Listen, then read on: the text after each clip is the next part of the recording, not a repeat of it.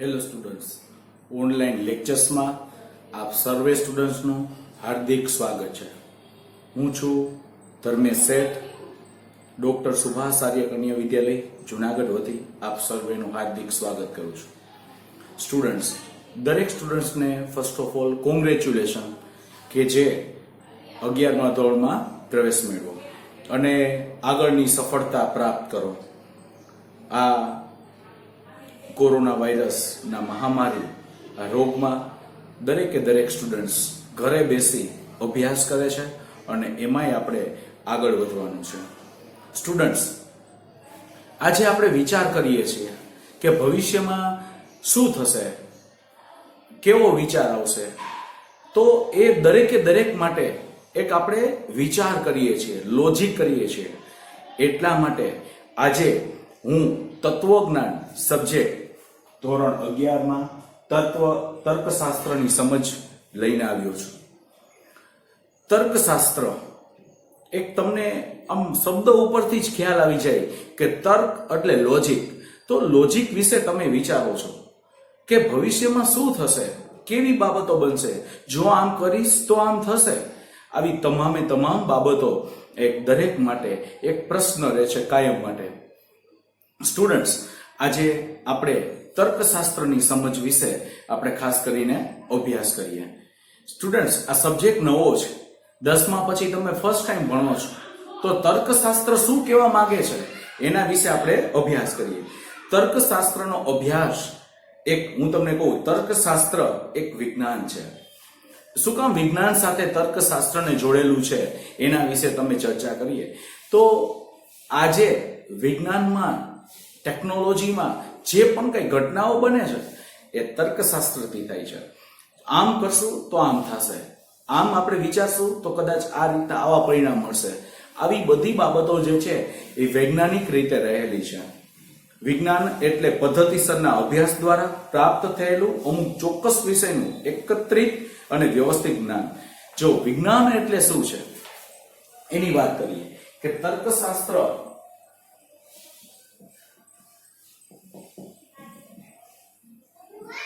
એક શાસ્ત્ર છે કે વિજ્ઞાન છે. ત્યાર પછી એમ કીધું છે વિજ્ઞાન ઈ શું છે. આ જે વિજ્ઞાન શબ્દ છે, વિજ્ઞાન એ પદ્ધતિસરના અભ્યાસ દ્વારા પ્રાપ્ત થયેલું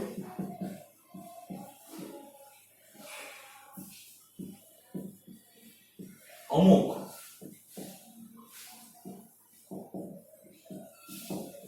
ચોક્કસ વિષયનું એકત્રિત અને વ્યવસ્થિત જ્ઞાન.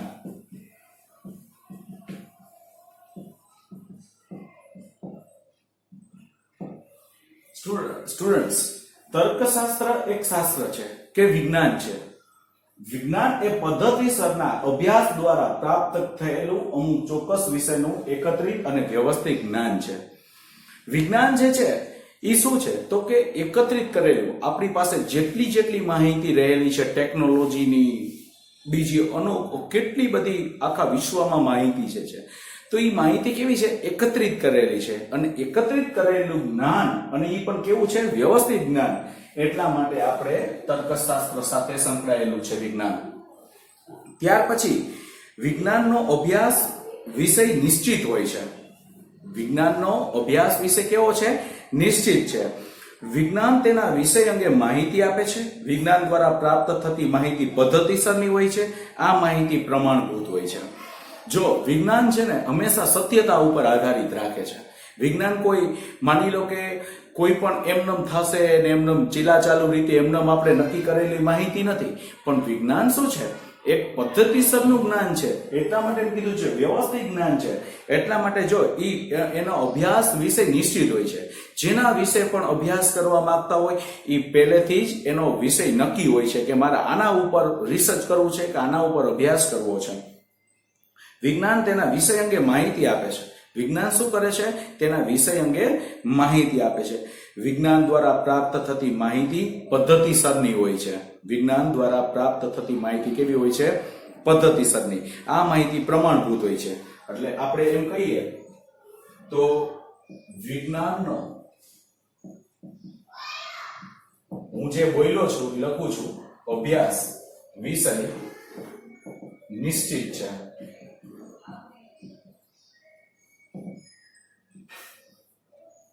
ત્યાર પછી વિજ્ઞાન તેના વિષય અંગે માહિતી આપે છે.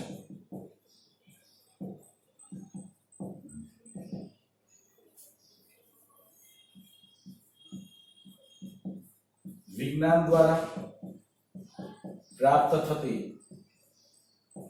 માહિતી પદ્ધતિસરની છે.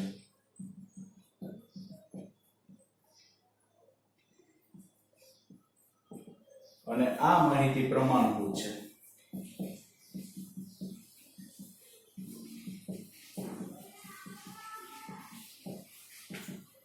તો આ એના વિષય સાથે સંકળાયેલી બાબતો છે કે તમને તર્કશાસ્ત્રની સમજમાં મેઇન મુખ્યત્વે કે તર્કશાસ્ત્ર એક શાસ્ત્ર કે વિજ્ઞાન છે.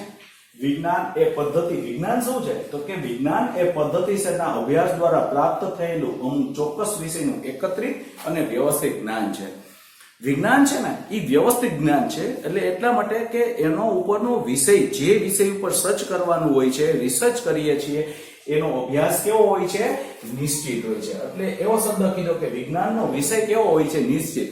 ગમે તે ઉપર રસ્તામાં જતા હોય ને ગમે બસ હવે આના ઉપર એમ નહીં, જેના વિશે સંશોધન કરીએ છીએ પછી એના ઉપર જ આગળ ચાલ્યા રાખે, સર્ચ કરવાનું હોય છે. એટલે એ નિશ્ચિત છે. વિજ્ઞાન તેના વિષય અંગે માહિતી આપે છે. વિજ્ઞાન દ્વારા પ્રાપ્ત થતી માહિતી પદ્ધતિસરની છે. અને આ માહિતી કેવી છે? પ્રમાણભૂત છે.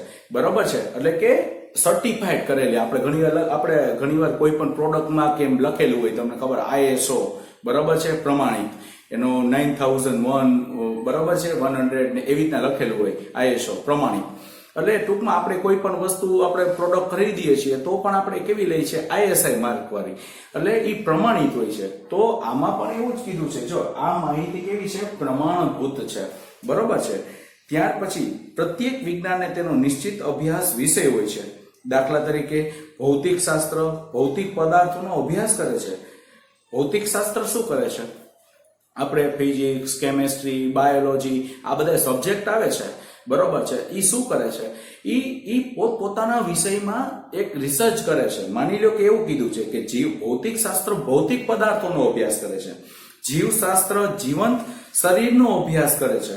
અર્થશાસ્ત્ર આર્થિક પ્રવૃત્તિનો અભ્યાસ કરે છે. અને તર્કશાસ્ત્ર પણ એક વિજ્ઞાન છે, પણ તેનો અભ્યાસ વિશે તાર્કિક વિચારણા છે.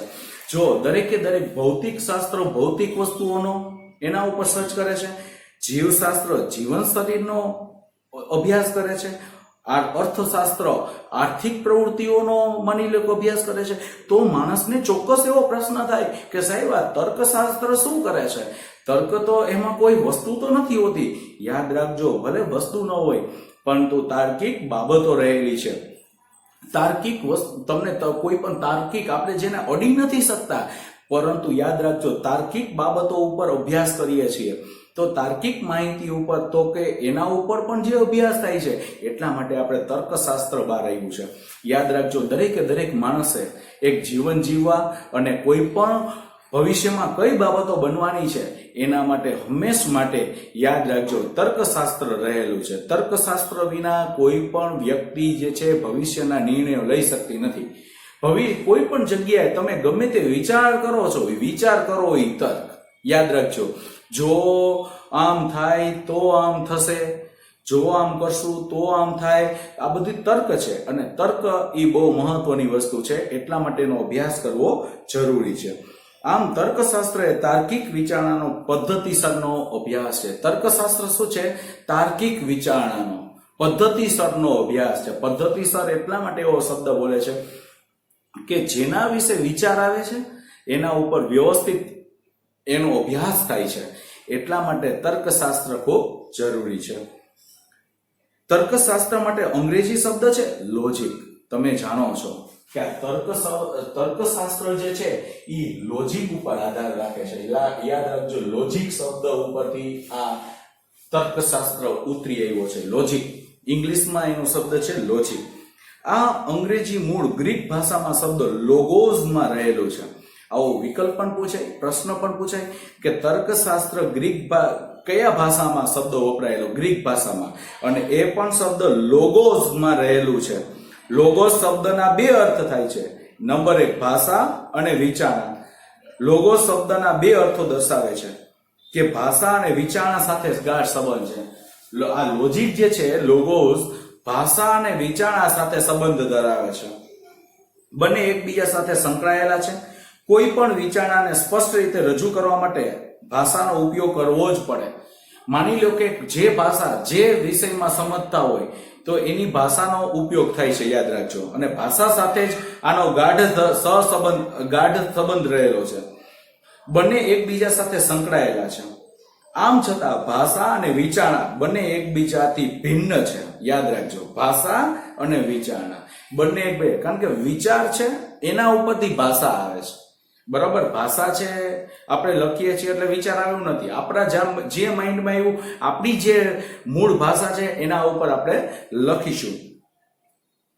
તર્કશાસ્ત્રમાં ભાષાનો નહીં પણ વિચારણાનો અભ્યાસ કરવામાં આવે છે. યાદ રાખજો, તર્કશાસ્ત્ર એ ભાષાનો વિચાર નથી કરતા, એમાં માત્ર ને માત્ર વિચારનો અભ્યાસ કરીએ છીએ. આમ તર્કશાસ્ત્રનો અભ્યાસ વિષય વિચારણા છે અને વિચારણા હંમેશા ભાષા દ્વારા વ્યક્ત થતી હોય છે. આપણને માની લો જે વિચાર આવ્યો, માની લો એક ઉદાહરણ આપું કે આપણને એક વિચાર આવ્યો કે ભવિષ્યમાં મારે ડોક્ટર થવું છે અને એના ઉપર માની લો કે મારે કઈક એવા 2-3 માની લો કે મને જે વિચાર આવે છે એ શું કામ થવું છે એના માટે મારે કઈક લખવું છે. તો મને વિચાર આવ્યા પણ હું લખીશ તો હું કેવા ઉપર લખીશ? મારી ભાષા દ્વારા લખીશ કે ભાઈ મારે આમ મારા દેશની સેવા કરવી છે, દેશના કોઈ પણ માની લો કે ગરીબ વર્ગ હોય તો એના માટેની પણ સેવા કરવી છે. એવો કેટલો બધો વિચાર આવ્યો. એ વિચાર આવ્યો એ તર્ક છે, પણ તમે જે લખો છો એ આપણી ભાષા છે. તો યાદ રાખજો કે વિચારણા હંમેશા ભાષા દ્વારા વ્યક્ત થતી હોય છે. આપણને જે વિચાર આવે છે એ કેના દ્વારા આપણે વ્યક્ત થાય છે? ભાષા દ્વારા વ્યક્ત થાય છે. આ બંને બાબતોને સાંકળીને તર્કશાસ્ત્રની વ્યાખ્યા આપવી હોય તો એરિસ્ટોટલે એવો શબ્દ આપ્યો છે. એરિસ્ટોટલના શબ્દ તર્કશાસ્ત્ર એટલે ભાષા દ્વારા વ્યક્ત થતી વિચારવાનું શાસ્ત્ર. જો એરિસ્ટોટલના મતે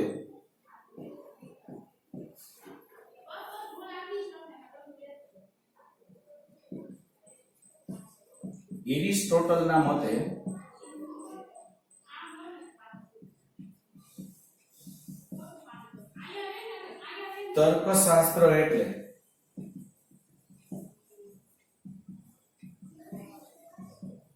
ભાષા દ્વારા વ્યક્ત થતી વિચારણાનું શાસ્ત્ર. સ્ટુડન્ટ્સ ખાસ યાદ રાખજો, એરિસ્ટોટલે શું કીધું છે તો કે તર્કશાસ્ત્ર એટલે ભાષા દ્વારા વ્યક્ત થતી વિચારણાનું શાસ્ત્ર. યાદ રાખજો, ભાષા દ્વારા વ્યક્ત થતી વિચારણાનું શાસ્ત્ર. યાદ રહી ગયું તમને? ફરીવાર બોલજો. એરિસ્ટોટલના મતે તર્કશાસ્ત્ર એટલે ભાષા દ્વારા વ્યક્ત થતી વિચારણાનું શાસ્ત્ર એટલે તર્કશાસ્ત્ર. યાદ રહી ગયું સ્ટુડન્ટ? ફરી પાછો બોલું છું. ભાષા દ્વારા વ્યક્ત થતી વિચારણાનું શાસ્ત્ર એટલે તર્કશાસ્ત્ર. ભાષા દ્વારા વ્યક્ત થાય છે. હવે તમને આટલી બધી વાર બોલ્યો એટલે તમને યાદ તો રહે જ ગયું કે તર્કશાસ્ત્ર એટલે બીજું કાંઈ નહીં, એક તો લોજિક, વિચારણા. વિષય સહેલો થઈ ગયો સાવ કે તર્કશાસ્ત્રની આપણે સમજ ભણી લીધી એટલે તમારા માટે સાવ સહેલું થઈ જાય. બરોબર? કારણ કે પહેલું ચેપ્ટરમાં એક જ કહેવા માંગે કે આપણે નવો સબ્જેક્ટ છે તો એ તર્કશાસ્ત્ર લોજિકનો એક સમજ આપે છે, આપણને વિચારતા શીખડાવે છે કે આ શું થવાનું છે. આખો સબ્જેક્ટ આ જ આપણે રીતના તૈયાર કરવાનો છે. બરાબર? તો તર્કશાસ્ત્ર એટલે ભાષા દ્વારા વ્યક્ત થતી વિચારણાનું શાસ્ત્ર. એટલે એના માટે કીધું વિચારણાનો અર્થ તાર્કિક વિચાર ક્રિયા. વિચારણા એટલે હું તાર્કિક વિચાર ક્રિયા. વિચારણા એટલે શું થાય? આ વિચારણા એટલે તાર્કિક વિચાર. યાદ રાખજો, વિચારધારા એટલે તાર્કિક વિચારની જે ક્રિયા થઈ ઈ આપણા માટે વિચારણા વસ્તુ. અને વિચારણા ઈ તર્ક ઉપર આધાર. આપણે વિચાર કરીએ કે આમ થશે તો આપણી સ્કૂલ ક્યારે ખુલશે, આપણે આમ સ્કૂલ ખુલે પછી આમ કરશું તો હવે આ રીતના હું ભણીશ, હું ભવિષ્યમાં આ રીતના મારો આટલો સબ્જેક્ટમાં આટલો આ મુજબ હું કરી નાખીશ, આટલું હું પાકું કરીશ, હું આ રીતના જઈશ, બપોર પછી આ ખેતીએ જઈશ, પછી ખેતી કરવા જઈશ, ફાર્મ હાઉસે જઈશ, આ રીતના જઈશ સ્કૂલે. આ તમે જે વિચાર આવે છે તમારા મનમાં એ વિચારધારા છે. અને વિચારધારા ઉપર જ આખું તર્કશાસ્ત્ર જે છે એનો અભ્યાસ કરવામાં આવે છે. હવે યાદ રાખજો, છૂટાછવાયા વિચારો સાથે તર્કશાસ્ત્રને કોઈ સંબંધ નથી. છૂટાછવાયા જે વિચાર આવે રાખતા હોય, રાત્રે આપણે સૂતા હોય તો આપણને વિચાર આવે, એની સાથે કોઈ સંબંધ નથી. પણ કોઈ પણ એક વિષય સંબંધી તમે જે વિચાર કરો, જે વિષય સંબંધી તમે જે વિચાર કરો છો એના ઉપર તર્કશાસ્ત્રનો અભ્યાસ રહેલો છે. W.E. જોન્સને એવું કીધું છે કે વિચારણા એટલે સત્ય જ્ઞાન પ્રાપ્ત કરવાના હેતુથી કરવામાં આવતી માનસિક પ્રવૃત્તિ છે. યાદ રાખજો, W.E. જોન્સન એવું કહે છે કે આમ આ લોજિક છે ને એ માનસિક પ્રવૃત્તિ છે.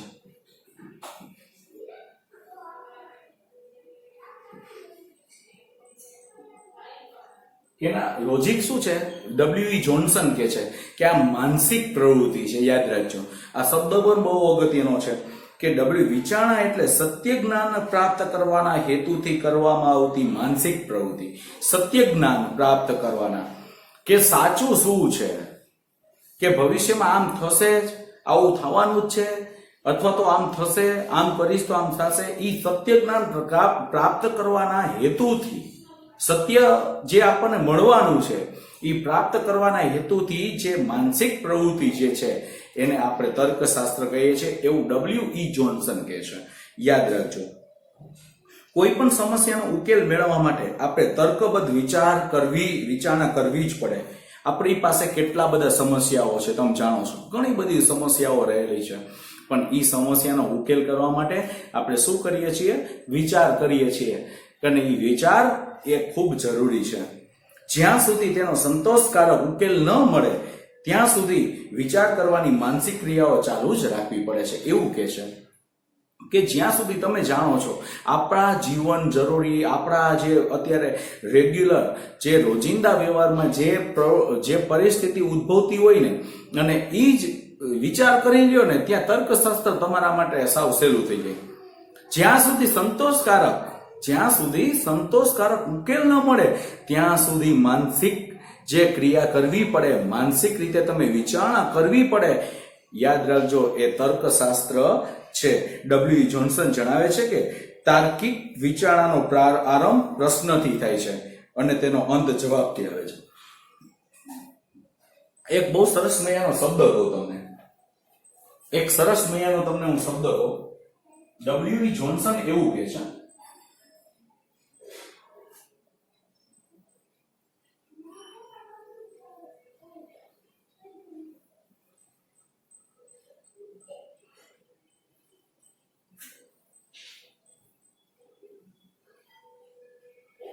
જો W.E. જોન્સન શું કહે છે કે તાર્કિક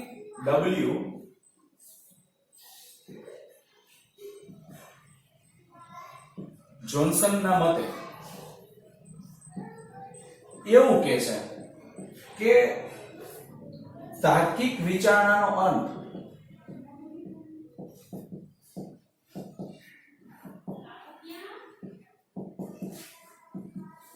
આરંભ પ્રશ્નથી થાય છે અને અંત જવાબથી આવે છે. જો આ શબ્દ બહુ અગત્યનો છે.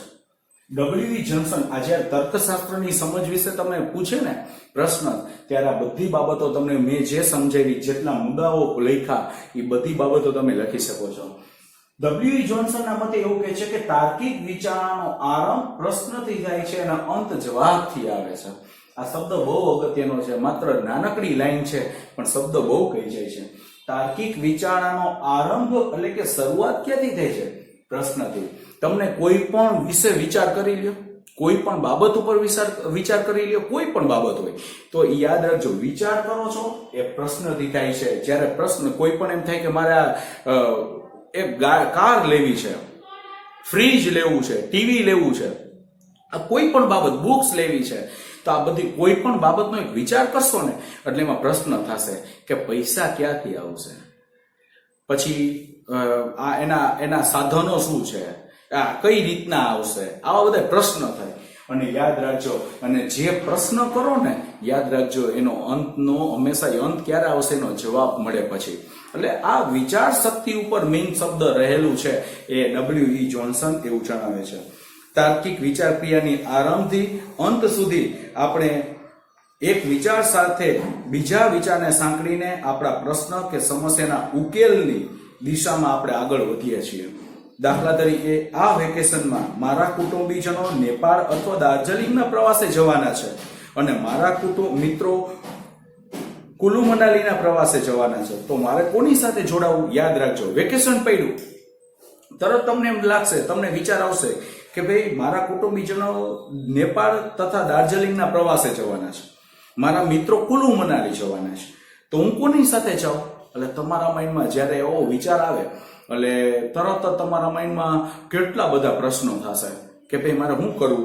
જો એના જવાબમાં શું કીધું, તો કોઈ વ્યક્તિ, કોઈ છોકરો અથવા કોઈ સ્ટુડન્ટ્સ, કોઈ કિશોર આ રીતે વિચારણા કરે, જો મિત્રોની સાથે જઈશ તો આનંદ આવશે અને કોઈની રોકટોક નહીં હોય. જો શબ્દ બહુ મહત્વનો છે કે મિત્રોની સાથે જઈશ તો કોઈ પ્રશ્ન નહીં થાય, કોઈ રોકટોક નહીં કરે, આનંદ આવશે, ફૂલ મસ્તીથી એન્જોય કરીશ અને યાદ રાખજો મોજે કરે. પરંતુ ગમતી બાબત હોવા છતાં કેટલાય જોખમો રહેલા છે. મિત્રોની સાથે જવામાં અનિચ્છાએ કેટલાય ખર્ચે કરવા પડશે, કેમ કે મિત્રો તો આડેધડ ખર્ચ કરતા હોય કે મારી કેપેસિટી તો આટલી છે, મારી પાસે આટલા જ પૈસા, અને તો મારું ખરાબ લાગશે તો મારે એની સાથે બિનજરૂરી ખર્ચા કરવા પડશે, જેમાં મને તકલીફ પડે તેમ છે. જ્યારે કુટુંબની સાથે જવામાં જોખમ કરતા સલામતી વિશેષ છે. ખર્ચની તો મારે ચિંતા કરવાની જ ન હોય, એટલે માનસિક શાંતિ રહેશે અને પ્રવાસનો આનંદ તો અહીં પણ છે અને ત્યાં પણ છે.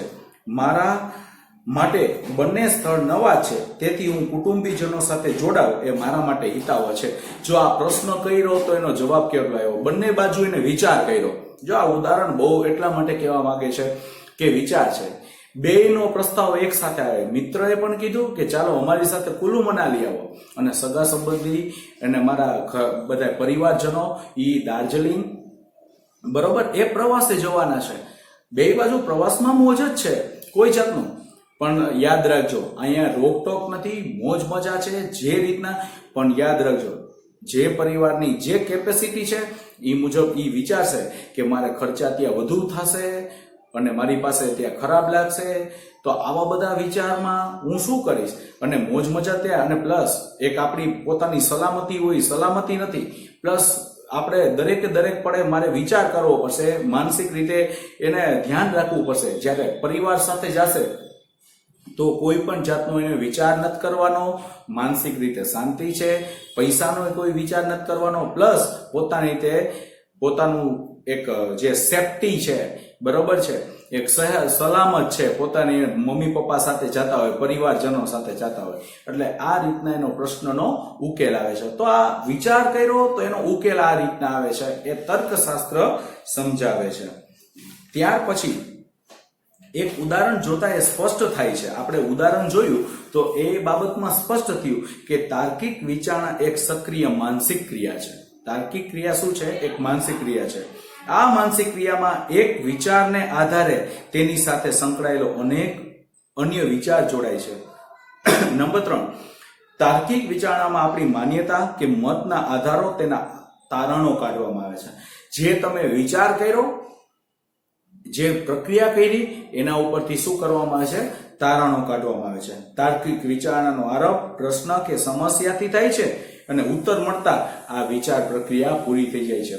આ પ્રશ્ન ઉપરથી એવું તમે વિચાર્યું, આ તર્કશાસ્ત્ર ઉપરથી કે પ્રશ્ન થયો છે, તર્ક આવ્યું, વિચાર થયો, તો વિચાર ઉપરથી એક સમસ્યા થઈ કે શું કરવું, પણ જેવો જવાબ મળ્યો એટલે વિચાર ક્રિયાનો અંત આવે છે, બરોબર છે. આમ તાર્કિક વિચારણા કાળજીપૂર્વકની અને સાતત્યપૂર્ણ છે. તાર્કિક વિચારણા જે છે કાળજીપૂર્વકની અને સાતત્યપૂર્ણ છે. આપણે જોયું કે તાર્કિક વિચારણાને તર્કશાસ્ત્રમાં અનુમાન તરીકે ઓળખવામાં આવે છે. અનુમાન એક માનસિક પ્રક્રિયા છે, જ્યારે દલીલ અનુમાનની શાબ્દિક રજૂઆત છે. ઓકે, જે ભાષા, વાણી કે લેખન દ્વારા રજૂ થાય છે. આપણે જે વિચાર કરીએ છીએ એ કેના દ્વારા રજૂ થાય છે? ભાષા, વાણી કે લેખન દ્વારા. આમ અનુમાન અને દલીલ વચ્ચે સૂક્ષ્મ તફાવત છે, છતાં તર્કશાસ્ત્રમાં ઘણી વખત અનુમાન અને દલીલ એ બે શબ્દો એકબીજાના પર્યાય તરીકે ઓળખાય છે, એકબીજાના પર્યાય છે, બરોબર. તો અનુમાન કે દલીલ તર્કશાસ્ત્રનો અભ્યાસ વિષય છે. યાદ રાખજો, આ શબ્દ બહુ મહત્વનો છે, અનુમાન કે દલીલ.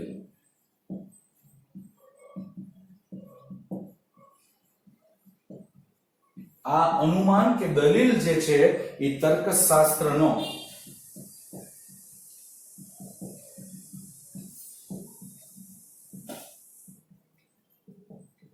અભ્યાસ વિષય છે.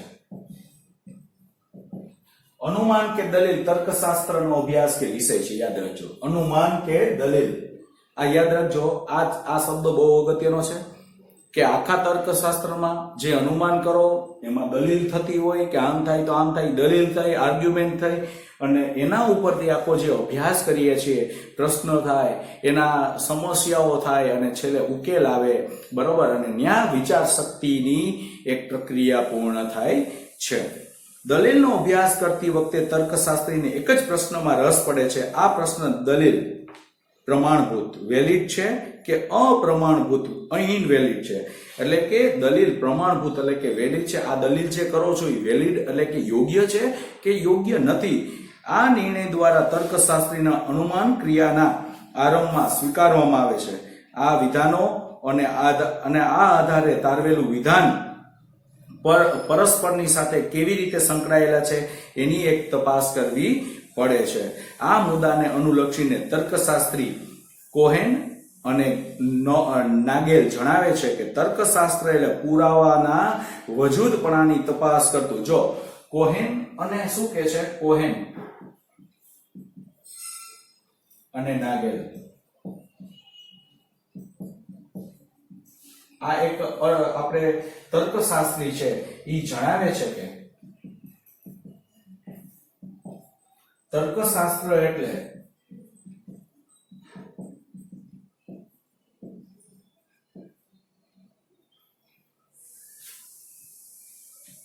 પુરાવાના વજૂદપણાની તપાસ કરતું શાસ્ત્ર. ઓકે સ્ટુડન્ટ્સ, તો કોહેન અને નાગેલ જણાવે છે કે તર્કશાસ્ત્ર એટલે શું છે, તો કે પુરાવાના વજૂદપણાની તપાસ કરતું શાસ્ત્ર. તો આ શબ્દ બહુ મહત્વનો છે કે તર્કશાસ્ત્ર એમ કે પુરાવો જોઈએ, વેલિડ છે કે ઇનવેલિડ છે, બરોબર. તો એનું એક શાસ્ત્ર, એટલા માટે આ નોગેલ અને કોહેન એ તર્કશાસ્ત્ર વિશે જણાવે છે. તર્કશાસ્ત્રનો અભ્યાસ વિશે તાર્કિક વિચારણા છે. વિચારણા અનુમાનોની બનેલી છે અને અનુમાનો વિવિધ આધાર અને ફલિત વિધાનના બનેલા છે. યાદ રાખજો, તર્કશાસ્ત્રનું મુખ્ય કાર્ય આધાર વિધાન અને ફલિત વિધાનનો નિર્ણય કરી દલીલનું પ્રામાણ્ય તપાસીને વિચારણાનું મૂલ્યાંકન કરવાનું હોય છે. એટલા માટે એમ કહેવામાં આવે છે કે તર્કશાસ્ત્ર એટલે વિચારણાનું વિશ્લેષણ અને મૂલ્યાંકન કરતું શાસ્ત્ર. તર્કશાસ્ત્ર શું કહે છે? W.E. જોન્સન ફરી પાછું કે વિચારણાનું વિશ્લેષણ અને મૂલ્યાંકન કરતું શાસ્ત્ર. આપણે જે વિચાર કરીએ છીએ એનું શું કરીએ છીએ? આપણે મૂલ્યાંકન કરતા જાય છે, અને વિચાર કરી એનું મૂલ્યાંકન કરી અને પછી એનો અભ્યાસ આપણી વિચાર શક્તિ ત્યાં પૂરી થઈ છે. એટલે W.E. જોન્સનના મતે એમ પણ કીધું છે કે તર્કશાસ્ત્ર એટલે વિચારણાનું વિશ્લેષણ અને મૂલ્યાંકન કરતું. શું બોલ્યો હું? વિચારણાનું વિશ્લેષણ અને મૂલ્યાંકન કરતું શાસ્ત્ર. આ વિચારનું સમર્થન ઇર્વિંગ કોપીએ તર્કશાસ્ત્રની વ્યાખ્યામાં જણાવ્યું છે કે તર્કશાસ્ત્ર એટલે પ્રમાણભૂત અપ્રમાણભૂત તર્ક ક્રિયા વચ્ચેનો ભેદ દર્શાવનારી પદ્ધતિઓ અને સિદ્ધાંતોનો અભ્યાસ છે. બરાબર છે સ્ટુડન્ટ્સ? તો તમને આખા બાબતમાં તર્કશાસ્ત્ર વિશે શું કહે છે? એક વિચાર. સમસ્યાથી યાદ રાખજો શરૂ થાય છે, પ્રશ્નોથી શરૂ થાય છે અને એનો અંત જે છે યાદ રાખજો જવાબથી થાય છે. ડબલ્યુ જોન્સન એવું જ કહે છે. માટે આ શબ્દો બહુ જ જરૂરી છે અને સ્ટુડન્ટ્સ તમને ખ્યાલ આવી ગયો હશે અને જેટલું સમજાયું અને ત્યાર પછી આપણે નવા લેક્ચર્સમાં આપણે તેને તર્કશાસ્ત્ર વિશે જે ક્રિયા છે, તફાવત છે, એના વિશે આપણે અભ્યાસ કરીશું અને તમે આટલું ખાસ સમજી લેજો અને લખી પણ લેજો.